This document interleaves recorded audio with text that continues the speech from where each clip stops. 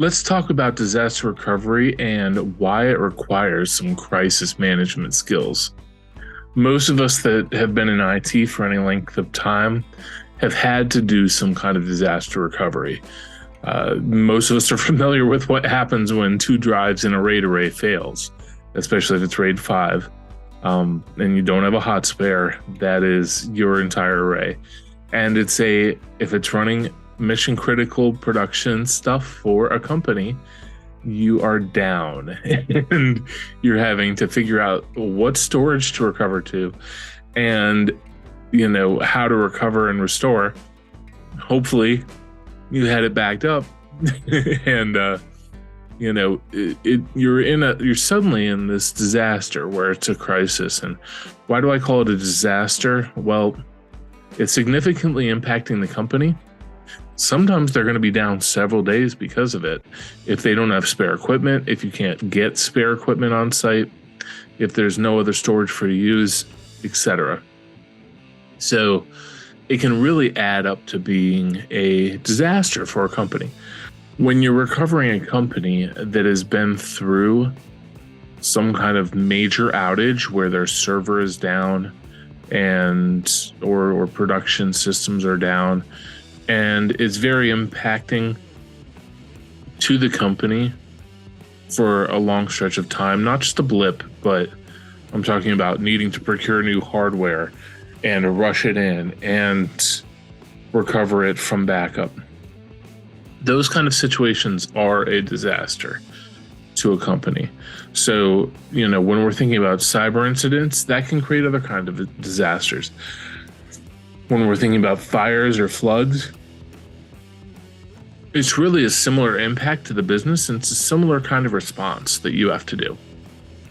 So the problem that we're having here is that it's a disaster in that we have to leverage our RPO, which is our recovery point objective, and our RTO, which is our recovery time objective, to set expectations for the company on when we're going to get back up and running.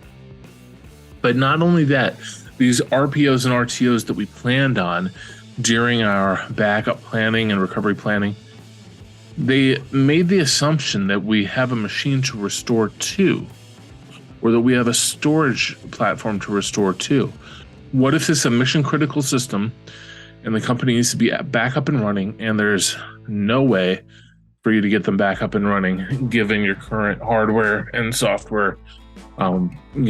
You have a backup, but you have nothing to restore it to. So first, let's talk about what disaster recovery is. It's really the process of restoring normal operations after an outage or disruptive event. It can be a natural disaster, a cyber attack, or other catastrophic event. It could have caused damage to your infrastructure, just like this RAID array failure is. And it's something usually that gets noticed by the organization because of how disruptive it is. People asking you, when are we going to be back up and running? And disaster recovery is usually planned, but those plans, as much as we test, a lot of times it's not a realistic thing until it happens. Disaster recovery is usually a set of procedures and techniques really to identify and restore those critical systems and data. It's funny because we'll plan this detailed DR plan, but a lot of times we don't really find out what's critical until we're actually going to go restore. Then you realize, that server that I wasn't backing up is actually a critical part of this. And now we're kind of in trouble because we'll have all of our data restored, but no application to drive it. That kind of thing. You can find yourself in those situations. And having been through it so many times, I've learned over the years. Initially, when I started working in MSPs, there were disasters a lot. And, RMM systems and monitoring systems were pretty new to market. So we were constantly almost having to deal with reactive incidents. where we'd be getting calls constantly with the server being down, and then rushing on site and trying to figure out how to fix it, and dealing with disaster recovery and kind of, making things work to get the company up and running all the time. That was kind of the norm. But as RMM technologies have advanced, remote monitoring and management, now we're able to really keep an eye on drive health, on RAID array health, things like that, backup health. So we're on top of that. So we almost never get caught anymore with a random incident, unless it's like, there really is a freak system failure. But most of the things like drive failures, RAID battery problems, etc., we can get ahead of. We see a pending failure or a problem with a drive, and we get a replacement and we take care of it. That's really kind of our common way of doing things now. So there's less disasters than there used to be, but earlier in my career, it was constant. It was, once a week I was dealing with some kind of outage or incident. So I'm really happy with where, I am now as far as being able to deal with less frequent disasters. But I think the skills that I built up over those times, over those years, made me really who I am today as far as being amazing at disaster recovery and incident response and resilience planning. That resilience planning only comes after getting kind of your butt kicked by incidents over and over again. Real disaster recovery planning is about, identifying potential risks and vulnerabilities, really identifying what your critical systems are and what data is important. It's updating those plans on a regular basis and then testing them. We'll do DR tests. A lot of companies will, to a cloud environment or to something that's really artificially staged. It's really hard to practice a disaster accurately. So there's always some system that you were relying on that's not there anymore. It's almost like in order to practice that, we would have to randomly start just erasing systems from our hierarchy and say, okay, this system didn't have any successful backups. Get the company up and running. Because that's reality. What if a server has been failing backups for the last while? What if even if it showed green in Veeam or whatever your backup software is, but whatever engineer had selected the drives had improperly selected something and we don't have everything we need to recover. That kind of scenario is pretty real. That happens a lot. Part of disaster recovery also is including the other stakeholders in your team.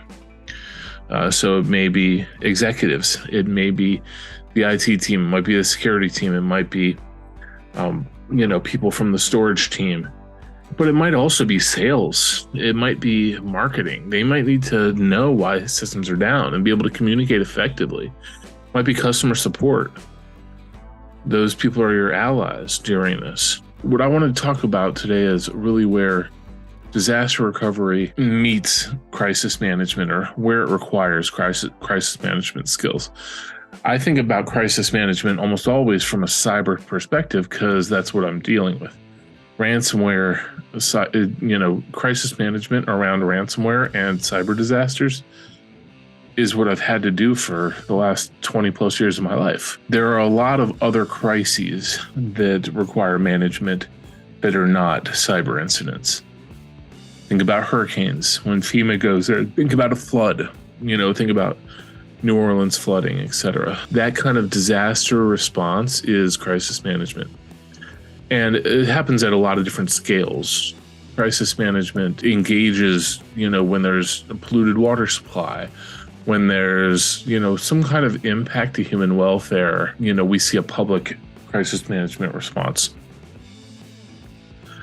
Crisis management was engaged a lot during the pandemic, in order to really take care of people. Something about crisis management also is that usually they have plans and protocols also to protect people, but it's not limited just to that public sector, FEMA type response. Large organizations also have crisis management teams and crisis management people. a large bank or a large corporation has people that are planning for crisis response. What happens if this building gets flown into by a terrorist? What do you do? How do you respond? Who's managing that? Now, of course, you can't think of every possible scenario, but you have a person who's building these crisis management plans and is responsible for it. Real crisis management professionals have a wide range of skills. Usually their leadership skills, communication skills, planning skills, decision-making skills, problem-solving skills, and obviously the ability to work under pressure, because just like with cyber incidents, these kind of incidents are high pressure. And there are a lot of stakeholders involved and a lot of resources to coordinate. It's high-level project management, as well as managing media and PR and implementing strategies to really mitigate the effect of the crisis on the organization and the stakeholders. So these crisis handlers are dealing with a lot. In ransomware, I know dealing with companies that are going through this, it's very stressful.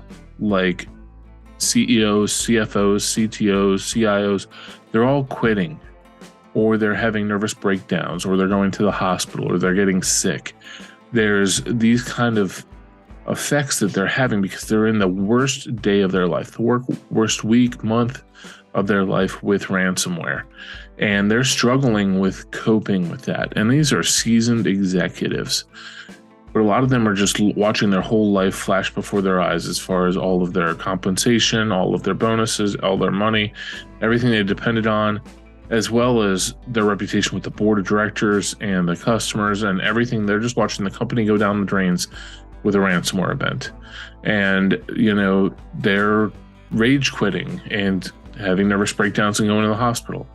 So crisis management is extremely important in those kind of situations, to communicate to those stakeholders that this is a temporary situation. It feels like the worst day of your life. It may be the worst day of your life or the worst week of your life, but we're going to get through this. And we can't get through this just by pulling countless all-nighters and just spinning wheels and throwing energy at the wall. We have to have a strategy and a plan, and we have to methodically solve this problem. And there's going to be some parts where it's going to require us to put in some extra work and energy, but it's important to think of this as not a sprint, but a marathon, and to make sure that we're rested and that we're fed and that we are taking care of ourselves and that we're addressing and figuring out how to cope with the stress that we're under, because that stress isn't going to help us perform in this situation that we're in. That kind of communication is needed in ransomware events, and I've had to do that several times with executives at other companies. So dealing with it when you're dealing with any kind of crisis or disaster is just as applicable. Probably the same kind of conversation, probably, the same kind of situation. Of course, if human safety is involved, that adds another aspect to it. That obviously is going to be more important to address human safety concerns than it is to address, why server XYZ is not up and running.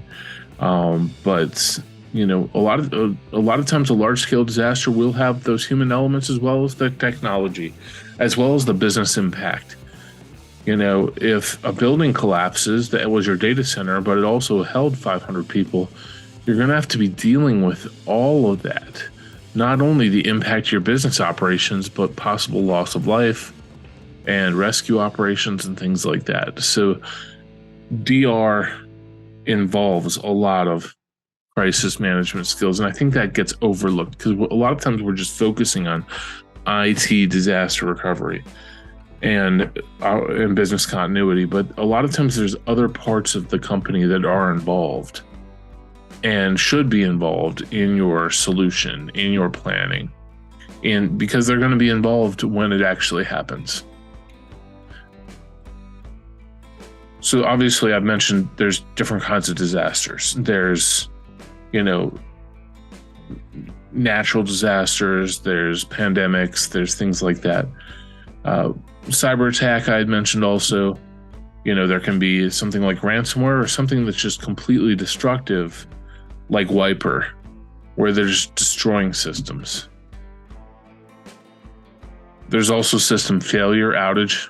Sometimes that's because of a bad piece of hardware, like a bad drive in a server causing storage to go down. Or it could be something like you upgraded the firmware on the firewall and it never came back up. So now that whole site in your network, which may have critical systems and resources on it, is offline until we get a new firewall in there. And it cannot reach the internet. So it cannot serve customers with all those servers. It can be a misconfiguration. Let's say you're going through and you have a bunch of cloud resources and you're making some security patches or fixes on configuration files, and you do it for 20,000 servers, and then you're starting to get calls that certain services are down. That can be a disaster, especially if it takes you days to go through all the configurations you changed and figure it out. Yes, this is a change management problem, yes, but that doesn't mean that it's not a disaster at the same time. And it's something that, everybody's going to be asking for status and when you're going to be back up and running, and people are going to try to communicate with the press and communicate with customers as far as why you're down. And, when really it was just a misconfiguration on your part. Some things that I notice almost always go poorly in a disaster recovery situation is that and this is almost always large companies tend to want, because they have a security team, they have an IT team, they have a CIO, a CISO, they're trying to internalize the disaster recovery, and they're pushing their guys and gals to work 24 hours a day, for weeks on end, and pushes them past exhaustion so that they're breaking down. And then when they bring us in, usually to help in that recovery, they're still trying to run it, but they are not, they did not have a good DR plan. They are not approaching it methodically right now. They're not organized. And they're not really addressing the critical systems first. They're trying to handle upgrades at the same time, things like that, which is drawing out the length of their recovery and adding pain to the recovery. So what I see this is larger companies tend to not want to have the help of professionals that do DR every day because they think they know everything, and they tend not to want to hand over control of that disaster recovery, even though they recognize that they're doing it poorly, which is why they brought in help. They tend to not want to actually pass over the reins. They really just want to look at you as staff augmentation. And I've been through that several times. Smaller businesses tend to say, okay, I have no idea what I'm doing. Here you go. Take over, and I trust you to fix it. Large companies, it just seems that they're trying to, even when they have a poor plan and a poor team, they're still trying to control it. Now, some companies are prepared. They have a good disaster recovery plan. They have an incident response team. They have PR organized. They have a leader running the incident and the disaster recovery. They have all the communication outlined and ready to go. They have resiliency built into their solutions. So they don't need somebody else coming in and mucking it up. I agree. Those teams should run it. And the only advice I say to them is take it easy on your people, because this is a hard thing for them to deal with. especially they're going to be dealing with a lot of stress, and they're going to be thinking about, do I need to start looking for another job? Is this company going to be around after this disaster? Things like that. So use your team if you have it, but if not, make sure you reach out to a professional that can do this well. So back to the original thought is, crisis management is extremely important to disaster recovery. Crisis management is really preparing for and recovering from an emergency situation and communicating well through it. You're really a project manager for a disaster situation. And you're also a leader in this situation. Even the CEO, the board of directors, everybody's looking to you to solve this problem. That's difficult because you're going to be under a lot of stress. There are a lot of leadership skills that are really important for effective crisis management. Decisiveness. Leaders have to be able to make a quick and effective crisis management decision, even when it's uncertain and ambiguous. It may be unclear which way is the best way to go. Do the analysis you can in a short amount of time, but don't get stuck in a analysis paralysis situation. Try to evaluate your options and make a quick and effective decision, and give people that explanation that, hey, these are the two options and we're picking this one because XYZ. So communicate, and effective communication is really crucial during a crisis.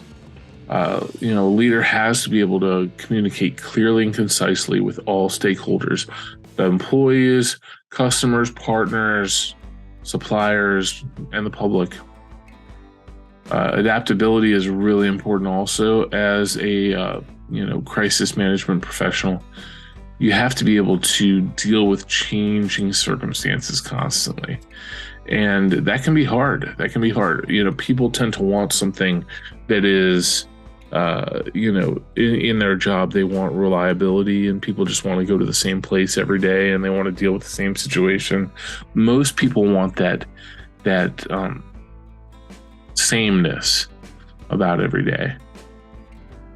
But and when you're in crisis management, you may not have frequent crises, so everything is the same every day. And then this crises happen. You have two incidents happening back to back, two disasters happening back to back. Your life is upside down. You're panicking. You need to figure out how to adapt. That adaptability is what's going to set you apart. It's going to make you be able to think clearly and make you to be able to adapt to new information as circumstances change and new things come up. That's probably the hardest part, is going from zero to on fire and then dealing with more on fire and then back to zero and then on fire. In a lot of ways, it is like a firefighter or a paramedic, sitting around the firehouse, just playing cards. And next thing you know, they're in a burning building. That's the kind of adaptability that's the crisis situations you're preparing for. Empathy is important. Now, I mentioned those executives that are falling apart.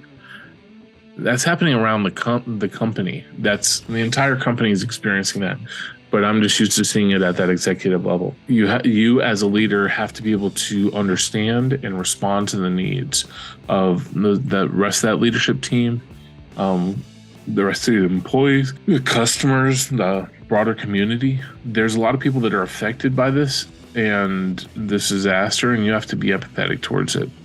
If you're not, it can be a PR nightmare for you. When I'm talking about a crisis, let's say your building collapse, that could be affecting a lot of people in the community. Just a cyber event, it could still be an outage that's affecting a lot of people. What if the cyber event is at a water treatment center? Yeah. Strategic thinking is another thing. So a lot of leaders, especially in cyber, will start to think tactically and just think about the tools we need, the things we need to block and configure and everything, which is great, but we need to be able to step a few steps higher and think strategically, looking down at the whole system. Think about how to manage this crisis, minimize its impact, and then apply your tactical plans to it. Now, collaboration, a lot of times you'll have to collaborate with other teams. In cyber, this is extremely true. It'll be cyber legal firms, it'll be forensic firms, it'll be SOC firms, and maybe Red Canary on the SOC, it may be CrowdStrike on the EDR and forensics, it may be several legal firms and PR firms.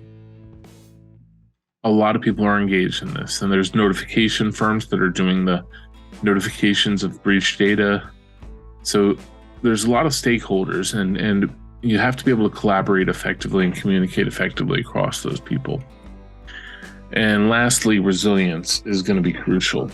You have to be able to bend and not break. And that goes for you, for your team, and for the company. And hopefully you can, in that crisis, bend and show the company how to bend. Because if not, they might break and go out of business. Now, there are a lot of other leadership skills that are important during a crisis, but these are just a couple of them. But I think what I'm really trying to show here is that crisis management is an absolute necessity when you're dealing with disaster recovery, ransomware, cyber events, things like that. A lot of times people don't think about the soft skill of crisis management and don't think about really how to manage the crisis that people are going through. They're just trying to get the problem solved. And I just want to highlight how important it is to take care of the human aspect through that crisis management. Thanks.